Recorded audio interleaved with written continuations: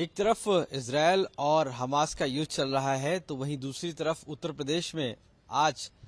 फलस्तीन को सपोर्ट करने के लिए कई महिलाएं आज पहुंची थी, लेकिन पुलिस ने उनको डिटेन किया। साफ तौर से उसमें सुमैया राणा मौजूद थी जो समाजवादी पार्टी की नेता हैं और सीए-एनआरसी में जिन्होंने जमकर प्रोटेस्ट भी किया था। हमारे साथ मौजूद है इस समय सुमैया राणा। आज आप लोग कैसा ये प्रोटेस्ट था और जब आप पहुंचे थे क्या हुआ था? एक्चुअली जुमे को देखते हुए, क्योंकि हम लोगों का ये मानना है हमारे इस्लाम का कि जुमे के दिन दुआएं बहुत कबूल होती हैं, तो अमूमन कोई ऐसा प्रोग्राम होता है, आपको भी पता होगा, जुमे की नमाज के बाद रखा जाता है। तो हम सब लोगों ने मिलकर ये तय किया था, बहुत सारी महिलाएं थीं, कुछ और लड़के भी थे, कि हम सब मिल करके जो गाजा पर हमले हो रहे हैं इसराइलियों की तरफ से, हालांकि ये हमले आज कोई नए नहीं है, पिछले 10-12 सालों से 3.5-4 लाख के आसपास ये फलस्तीन के लोगों को मार चुके हैं, जिसमें 1.5 लाख के ऊपर बच्चे ही हैं। तो इन सारे तशद्दुद को देखते हुए ये था कि ये रहम किया जाए उनके ऊपर, वो बच्चों को, और जो रिहायशी इलाके हैं उन जगहों को छोड़ दिया जाए जिस तरीके से बमबारी और मिसाइल्स गिराए जा रहे हैं। उसी को लेके एक प्रेयर मीट टाइप की थी जो हम लोगों ने टीले वाली मस्जिद के बाहर रखी थी, और वैसे बेसिकली हमको करना था बड़े इमामबाड़े के सामने, लेकिन वो जब लोगों को खबर हो गई तो जो पुलिस प्रशासन मुस्तकिल परेशान करने लगा। फिर हम लोग ने ये किया कि हम लोग स्टेप वाइज पहुंचेंगे, और जब हम वहां पहुंचे तो क्योंकि पहले हम ही लोग पहुंच गए थे तो उन्होंने हम 3 लोगों को पहले ही डिटेन कर लिया, वहां से अरेस्ट करके, और वो हजरतगंज में महिला थाने लेकर के आ गई थी। और बाकी जो वहां लोग बारी बारी पहुंचते रहे, कुछ बच्चियां थी, लड़कियां, उन सब लोगों को ये इको गार्डन लेकर के गए। तो ये क्या पुलिस का क्या कहना था और आप लोगों ने क्या उनको कोई प्री इन्फॉर्मेशन दी थी, या वो क्या कहना चाहते थे? जब डिटेन किया तब आपके साथ क्या बर्ताव हुआ, किस तरीके का? देखिए, पुलिस का तो ये कहना था कि धारा 144 नाफिज है और आप इस पे जो है नहीं कर सकते हैं प्रोटेस्ट। हमने कहा जब भारतीय जनता पार्टी के यानी सत्ताधारी लोगों को कोई प्रोग्राम करना होता है, गृह मंत्री आते हैं, 144 लगी होती है, सारे प्रोग्राम्स हो जाते हैं, और हम लोग तो एक मजलूमों के खिलाफ आवाज उठा रहे हैं। और एक बात मैं आपके चैनल के थ्रू बोलना भी चाहती हूँ कि हिंदुस्तान के रहने वाले लोग, बाशिंदे, हम सब लोगों ने वो दर्द सहा है जब ब्रिटिशर्स के अधीन हम सब कॉलोनाइज थे, और हम जानते हैं कि उस तरीके का दर्द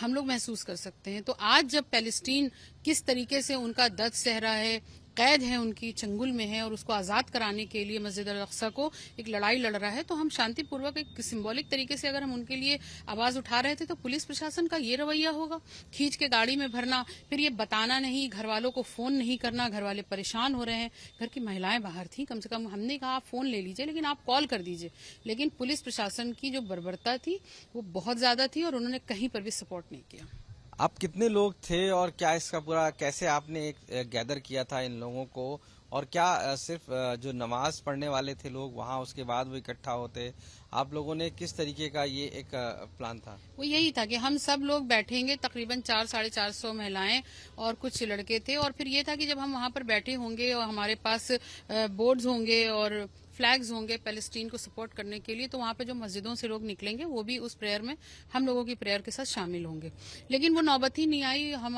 क्योंकि हम सब, जब हम 3 लोग थे, मुबीना, मैं और उज़मा, वहां पर उन्होंने, जबकि मैं उस वक्त में ब्लैक बुरके में गई थी इसलिए कि वो पहचानने ना पाए, क्योंकि मेरे घर में ऑलरेडी पहले से कल से पुलिस लगी हुई थी, तो हमको छुप के जाना पड़ा। और लेकिन पुलिस को तो यह है कि पता ही चल जाता है, उन्होंने फौरन डिटेन कर लिया, और वो उनका मकसद ही यही होता है कि आप किसी भी किस्म की आवाज ना उठाने पाए, ना तो आप देश के मुद्दों पर उठाएं आवाज और ना विदेश के मुद्दों पर। आपको क्या लगता है जो इजरायल और हमास का युद्ध चल रहा है उसमें क्या सही है और क्या गलत है आप लोगों के? मैंने आपको अभी थोड़ी देर पहले बताया कि पिछले 10-12 सालों में आधिकारिक तौर पर ऑफिशियली 3.5 लाख के ऊपर पैलेस्टीन के बच्चे, औरतें, बुजुर्ग मारे जा चुके हैं, नागरिक जो वहां के रहने वाले, जिनका कोई कसूर नहीं है। तो इस हालात में हमास के एक हमले के ऊपर इतना बड़ा हंगामा बवाल मचाना, और आप समझ सकते हैं हमारे देश में, हमारे देश की बहुसंख्यक आबादी ने एक लड़ाई लड़ी है मस्जिद जो बाबरी मस्जिद जिसको हम लोग कहते हैं, उस जगह पर मंदिर साबित करने के लिए, और पूरे देश ने, किसी भी धर्म वर्ग के लोगों, उन्होंने खुल करके उसका स्वागत किया, उस फैसले का। आप ये दर्द जानते होंगे, यहाँ की बहुसंख्यक आबादी इस दर्द को जानती होगी। आज मस्जिद अल अक्सा आलम इस्लाम की पहली मस्जिद है, यानी दुनिया में जब से इस्लाम आया पहली मस्जिद मस्जिद अल अक्सा है। अगर हम उसको उनके चंगुल से रिहा कराना चाहते हैं और उसकी लड़ाई लड़ रहे हैं, तो हम एज अ मुस्लिम गाजा के साथ हैं, पैलेस्टीन के साथ हैं, और पूरी हमारी हमदर्दी उनके साथ है। एक हमास को लेकर बड़ा कहा जा रहा है कि वो टेररिस्ट ग्रुप है और उसने इजराइल पे अटैक किया, वहां के लोगों को, निर्दोष लोगों को मार दिया है। और हमास ही जो रिप्रेजेंटेटिव है वो पैलेस्टाइन का है। उस ग्रुप के खिलाफ जो है लगातार एक्शन, क्या कहेंगे आप इसको? देखिए, मुसलमानों और इस्लाम के लिए एक इंटरनेशनली एक पूरा बहुत बड़ा कॉन्स्पिरेसी चल रही है और उसके तहत हमास को एक टेररिस्ट ग्रुप साबित करना ये उनके लिए कोई बड़ी बात नहीं होगी। हमास कोई टेररिस्ट ग्रुप नहीं है। और अगर पहली चीज ये, इस चीज को लोगों ने सोचा कि अगर आप इतनी ताकत नहीं है आपके पास तो आपने इस हमले की शुरुआत क्यों की थी। हम यहाँ पर हमास की गलती मान सकते हैं कि first you have to prepare yourself. लेकिन हमास लड़ाई जो लड़ रहा है वो उस मस्जिद अल अक्सा के लिए लड़ रहा है, पैलेस्टीन के लिए लड़ रहा है। और जो लोग पैलेस्टीनियंस को मार रहे हैं, अगर हमास आतंकवादी ग्रुप है तो फिर इजरायली क्या है जो इतने सालों से लोगों को मारते आ रहे हैं। तो दो तरह के चश्मे से नहीं देखा जा सकता है ना लोगों को। आगे की क्या कोई स्ट्रैटेजी है अभी इस प्रोटेस्ट को लेकर या इस तरीके का प्रेयर को लेकर? देखिए, जिस तरीके की एक भयावह स्थिति बनी हुई है गाजा की, वहाँ के पैलेस्टीन के लोगों को जो अस्पताल में देखिए 500 लोग इकट्ठा मर गए,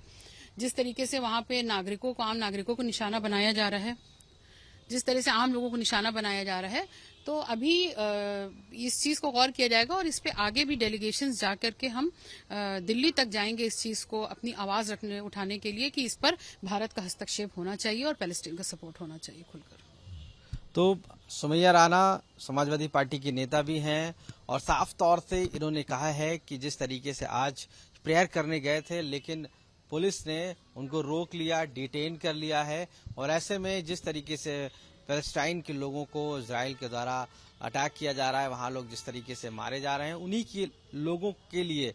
प्रेयर करने पहुंचे थे लेकिन पुलिस ने प्रेयर करने नहीं दिया है। और ऐसे में आगे भी इनकी जो प्रेयर है वो जारी रहेगी, प्रोटेस्ट जारी रहेगा, जरूरत पड़ेगी तो वो दिल्ली तक जाएंगे। लखनऊ से कैमरा पर्सन गौरव गुप्ता के साथ आशीष श्रीवास्तव, आज तक।